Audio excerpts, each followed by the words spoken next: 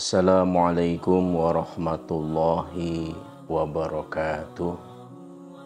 Bismillah, alhamdulillahi wa kafa, wassalatu wassalamu ala nabiyyil mustafa wa ala alihi wa ashabihi wa ahli sidqi wal wafa, amma ba'du.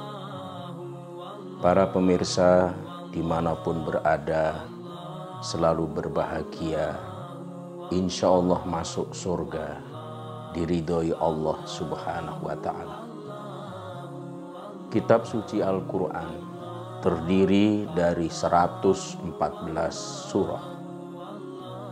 Dari 114 surah ini, ada satu surah yang paling sering bahkan wajib dibaca setiap harinya. Surah tersebut tak lain dan tak bukan adalah Suratul Fatihah. Sampai-sampai dibacanya Suratul Fatihah itu menjadi persyaratan mutlak bagi ibadah sholat. Sehingga ada hadis, La sholata liman lam yaqra' bi Fatihatil Kitab. Tidak ada sholat bagi orang yang tidak membaca Bifatihatil Kitab. Maksudnya adalah Suratul Fatihah. Sehingga Al-Quran menamainya Suratul Fatihah ini dengan sebutan 7 ayat yang berulang. Di dalam Quran Suratul Hijr ayat 81 Allah berfirman, Walaqad atainaka sab'am minal mathani wal Qur'anal azim. Dan sesungguhnya kami telah berikan kepadamu 7 ayat yang dibaca berulang.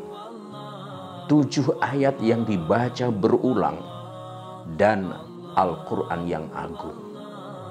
Bahkan Suratul Fatihah ini termasuk surah yang tidak ada di kitab-kitab suci sebelumnya, baik kitab Zabur, Taurat, Injil maupun kitab suhuf-suhuf yang lainnya.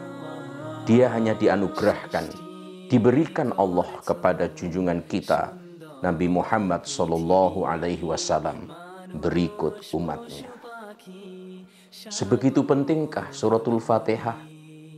Mari kita lihat dalam satu kasus Konosuke Matsushita, seorang pendiri grup bisnis Matsushita yang bergerak di berbagai bidang bisnis di seluruh dunia, yang di akhir hayatnya menyumbang untuk kemanusiaan 291 US dollar, 291 juta US dollar, dan 99 juta US dollar untuk kemanusiaan, yang masing-masing dari perusahaan dan diri pribadinya. Ternyata Konosuke Matsushita dalam membangun bisnisnya, kunci suksesnya terletak pada 7 prinsip usaha Matsushita. Setiap pagi, seluruh karyawan melakukan senam, melakukan taisho dengan penuh semangat dan gegap gempita. Dan setelah selesai melakukan senam, membaca 7 prinsip usaha Matsushita. Apa saja 7 prinsip tersebut? 1. Berbakti kepada bangsa dan negara melalui industri. 2. Berlaku jujur dan adil. 3. Kerjasama dengan keselarasan. 4. Berjuang untuk perbaikan. 5. Ramah tamah dan berjiwa ksatria. 6. Menyesuaikan diri dengan kemajuan zaman. 7. Bersyukur dan berterima kasih. 7 prinsip usaha Matsushita ini seluruh karyawan membacanya setiap pagi dengan penuh semangat, sehingga tertancap di memorinya, diucapkan, membentuk perilaku, membentuk kebiasaan, membentuk karakter setiap karyawannya. Itulah sehingga seorang penulis buku The 7 Habits yang sangat populer dan bestseller mengatakan, Metode pembentukan karakter merupakan seruan. Tabur gagasan, petiklah perbuatan. Taburlah perbuatan, petiklah kebiasaan. Taburlah kebiasaan, petiklah karakter. Taburlah karakter, petiklah hasil. Jadi ini sejalan, bahwa karakter muncul dari kebiasaan, kebiasaan muncul dari perbuatan, perbuatan muncul dari perkataan, perkataan muncul dari pikiran. Rupa-rupanya 7 prinsip ini telah merubah mindset, merubah pikiran para karyawan. Jadi mereka akhirnya produktivitas dan etosnya begitu berlipat ganda. Yang menjadi persoalan bagi kita, 7 prinsip yang diucapkan oleh usaha Matsushita ini adalah produk budaya, produk manusia. Lalu setiap hari kita membaca 7 ayat yang berulang-ulang yang disebut dengan suratul Fatihah. Kenapa tidak keluar kesaktian kita, etos kita, kehebatan kita, kesaktian kita?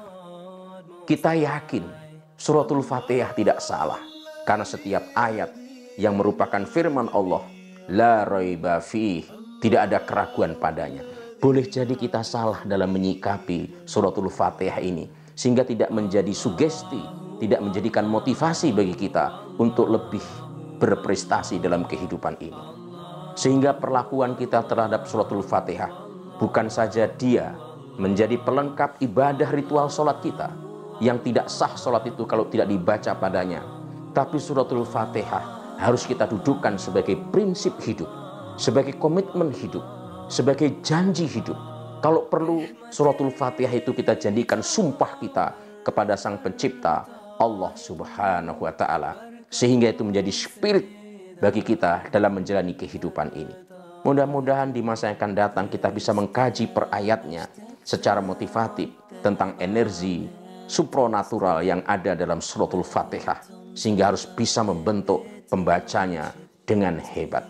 Mudah-mudahan ini menjadi perenungan awal bagi kita betapa dahsyatnya suratul Fatihah, yang boleh jadi karena seringnya dibaca dia menjadi sesuatu yang hambar, tidak bermakna.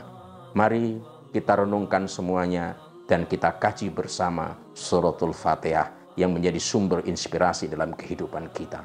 Mohon maaf. Wallahu waliyul muttaqin. Assalamualaikum warahmatullahi wabarakatuh.